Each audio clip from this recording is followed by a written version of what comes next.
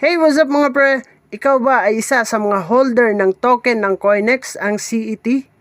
Pwede na po tayong kumita dito gamit yung ating CET token. So, click lang natin yung promotion and then click po natin itong mining. Dito sa mining mga pre, pwede nga tayong kumita dito ng mga token. Kailangan lang po natin is mag-hold ng CET token dito guys. And then, pwede na tayong kumita nitong hold token. And then, join lang po tayo pag once na meron po tayong na-hold na token dito na CET. And then guys, pag matapos po yung kanilang mining dyan, ay makakakuha nga tayo ng token nila.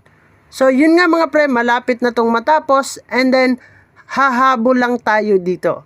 So marami pa namang lalabas dito guys, hold lang tayo ng ating mga token and then lock lang po natin para makapag-receive tayo ng iba't ibang token.